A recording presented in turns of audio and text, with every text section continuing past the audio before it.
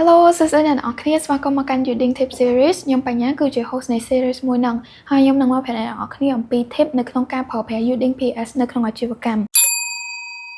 ចុងចំពោះ episode ទី3របស់យើងខ្ញុំនឹងមកប្រាប់អ្នកនរគ្នាអំពីរបៀបនៃការមើលរបាយការណ៍លក់ចុងបើសិនជាបងម្ចាស់អាជីវកម្មដែលគាត់រវល់ខ្លាំងមែនតើគាត់អត់ដែលបានទៅហាងគាត់ទេហើយគាត់ចង់ដឹងពីសកម្មភាពនៅក្នុងហាងចុងកន្លែងហ្នឹងគឺអស់បារម្ភអីចំពោះ Uding PS យើងមានចម្រើសពីរជូនបងទី1បងអាចមើលបានតាម Telegram Channel ចំពោះកន្លែងហ្នឹងដែរបងអាចមើលបាននៅសកម្មភាពមួយហើយនៅចុងថ្ងៃគឺអ្នកនរគ្នាអាចមើលបានរបាយការណ៍លក់មួយថ្ងៃពេញនៅក្នុងហាងហ្នឹងហ្មងចំពោះទី2គឺយើងអាចមើលបានតាម App Manager ដែលជា App របស់ Uding យើងផ្ទាល់តែម្ដងអញ្ចឹងសម្រាប់ App Manager ហ្នឹងដែរអ្នកនរគ្នាអាចមើលបានទាំងរបាយការណ៍ការលក់ទាំង Top Product នៅក្នុងហាងហើយនិងសកម្មភាពរបស់អតិថិជនយើងអញ្ចឹងចំពោះកន្លែងហ្នឹងគឺងាយស្រួលខ្លាំងមែនតើហើយក៏ចំណេញពេលវេលាដែរចំពោះបងម្ចាស់អាជីវកម្មគឺមានតែទូរស័ព្ទមួយអាចមើលរបាយការណ៍លក់បានគ្រប់ពេលវេលាគ្រប់ទីកន្លែងហ្មង